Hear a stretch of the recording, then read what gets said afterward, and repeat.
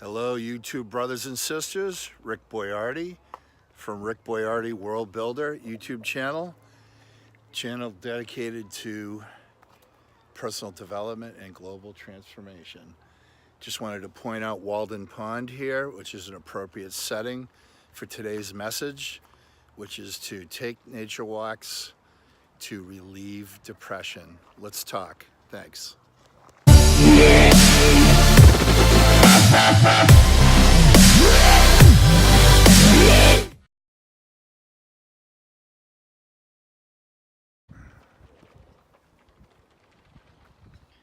Okay, so the power of nature to heal and to bring your soul back to a place of peace. This is a good one. This is Walden Pond, Henry David Thoreau, that he wrote about back in the 1800s. There goes a paddleboarder, and I'm actually walking along the trail alongside the lake. Obviously, you can see that, and heading towards his cabin. And what prompted this video is a couple of things. It's the change in seasons. The weather has finally woken up to spring. It is absolutely beautiful out here. I mean, it is a picture perfect day in every way. And also, the other side of the coin is all the stress I see going on out there in the world, and as reflected in so many people stressing out and commenting and fighting and losing it on social media and in the world around us. So I thought that I would remind everyone of the power of taking walks in nature, especially in the early morning hours, which is not now. This is late afternoon, but also late afternoon. And I really thought about today, about when I was younger, and it was late afternoon, the sun was going down later, but you had this part of the day that was just pure magic. And I just remember those timeless periods with my friends where it was just simple and easy conversation, no huge agenda. I'm gonna let these guys go by me. Hey. So you'd find these moments of peace in those unplanned events with your friends. And a lot of it, now that I look back, it was also the setting. I mean, there were times where a lot of us were camping out or just hanging out in someone's neighborhood, doing all kinds of simple things. And we were all infused by the quality of the moment, the quality of the air, the sunlight, the time of day, just the magic that's built into the forces that run this planet. So I thought I would talk to everybody about that. Hey, back again. So personally, my goal is to build into my daily routine time for walks. And so many people that I follow recommend that. And my body was literally craving just to get out in nature and walk around. And, you know, doing that, again, like I said earlier, I'm reminded of so many magical moments as a kid. I mean, even up into university days, it's just amazing that nature was such a facilitator of perfect moments that are in your DNA, and they will literally last with you forever. And you tell friends and family and kids, and you pass it on. And you know, I just a couple great stories I'll share that were inspired by nature. One was we had, in this neighborhood I grew up in, it was in Framingham, Massachusetts. I had moved here from South Korea, and I was fortunate enough to live in this neighborhood that was middle class, even though my particular family wasn't middle class. We were below that. but they had built some apartments we were able to live in. So I was able to live around people who had a higher level of opportunity than I did. And some of the areas nearby were economically challenged and so-called bad areas, gang areas, but it was an interesting place to grow up. It was the biggest town in the world at the time. And so it pretty much was like a city. You had these different enclaves of ways of life and economic levels. And we had this huge mall near us. We were one of the first group of kids in the country to grow up in the mall rat environment. And it was like the second mall in the United States, called Shoppers World. It's still there, but it's redeveloped. It sucks now, but it was great when we were kids. It was an absolutely magical place to hang out. But we also had traditional middle-class neighborhood with houses and two parents in the house, and people had yards, and it was actually paradise. And one of the things was because my parents had split up, my dad was in Vietnam, and he came back and he brings back this parachute from the war. And it's one of these old kind of parachutes that is completely round, like you'd see in World War II or something, like D-Day. And so it wasn't the modern kind of parachute that you see. It was round, and there's a purpose for that. Hello. Hello. And what we did as kids is we would get this long pole and put it in the middle of the parachute, and we'd make this giant Arabian tent out of the silk camouflage parachute, and the wind would blow, and it was like perfect breeze.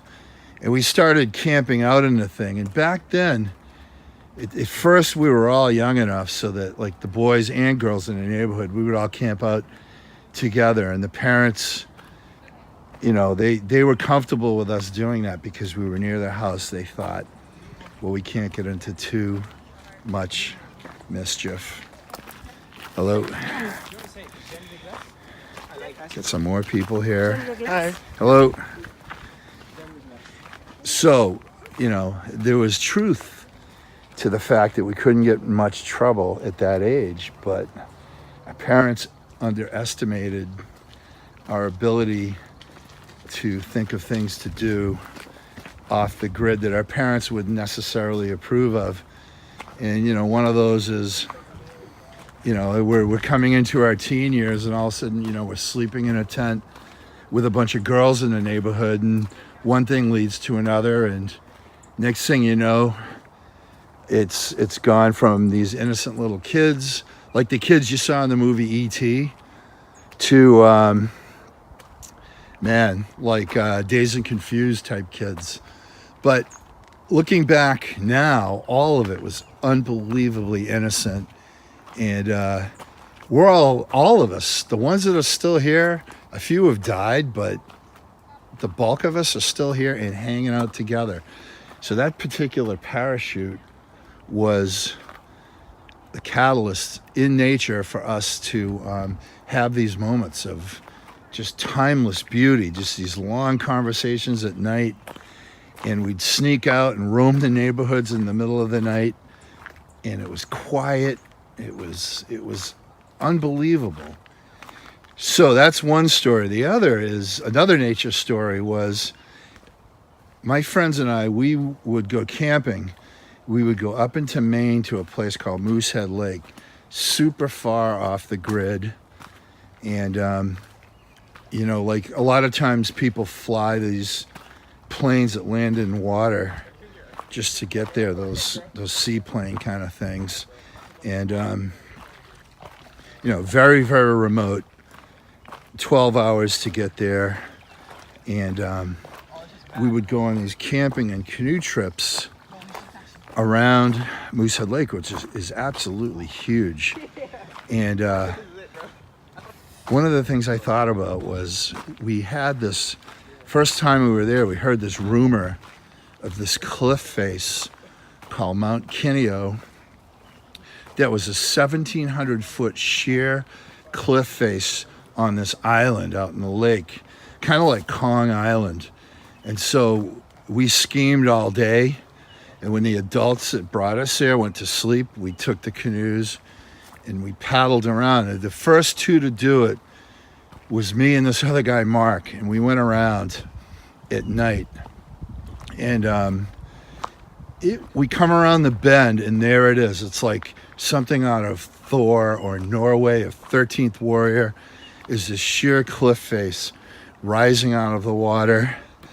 And it went up into the clouds, and then the cloud, beyond the top of the clouds, the peak of this cliff face stuck out above the clouds. Super intimidating, just the power of this thing. But we're young guys, we're like 13 years old. We get the bright idea. It's like, hey, let's climb up the thing and let's jump off into the water. So we do it. We climb up like 50 feet. When you think about it, that's like a 5-story building. And we decided that it made sense to jump off this thing into the water. Now, of course, we didn't check how deep the water is or anything. And we were hundreds of miles from medical attention. If we got hurt, we were dead. But you're that age, you don't think of that stuff. So while we were there were these rocks. Well, we didn't know at the time. There was these big splashes going on next to us around the canoe. And we thought it was like fish jumping out of the water or something. We didn't know what it was. But we couldn't solve it. We had a mission to climb up the cliff face and jump off. So that's what we did. And then we decided that we had had enough. We got our fill of that. We canoed back around the island to the campsite. And some of the other kids were still up. And we were saying, hey, yeah, we found it. And you can jump off the cliffs. And some of the guys were like, hey, guess what? We went on this trail that led to the top of the cliff face. And they had just gotten back. And so we were just talking, and they were saying, yeah, we were throwing rocks off the top of the cliff down into the bay below. And that solved the mystery for us of what those splashes were all around our canoe. So our friends were up there throwing rocks 1,700 feet off the cliff down on us below. They didn't know we were there. We didn't know they were at the top. So instant death was all around us, but we didn't know it. And then it turns out some of the kids at the top, they literally thought they could climb down this thing 1,700 feet down to the bottom. So they start trying to climb down it, and they realize that they're way out of their league. And it's nighttime too. It's scary as hell. So these guys are like, no way. So come back to the campsite, telling stories about it. And the next day, all of us, including the adults, we canoed around the island, and we saw it during the daylight hours. And we saw where we were jumping from. And it was, like I said, it was up there. And it looked teeny compared to the actual height of the cliff. But when you climbed up there and you looked down, like looking from a 4 or 5-story building down, you were like, holy shit. So we all jumped some more, of course, and we went on our way. And I do remember this one guy, this friend of mine, Fred, God love him, standing up there, and he's looking down and he's saying, okay, I'm going to do this, but is this literally the last decision I'm going to make on Earth? Is this the moment of my death? I mean, it was that scary, but 13-year-old boys, that's what we did back in those days. So, nature, getting out here, it reminds you of these kind of times. It plugs you, it takes you off of the time grid and plugs you in a different way to other times in your life. It's not linear anymore. It's like magic. It connects you the feeling and the moment of being in a moment as if it didn't happen years ago. It's perfect. So life is short. Winter is coming. Haha. And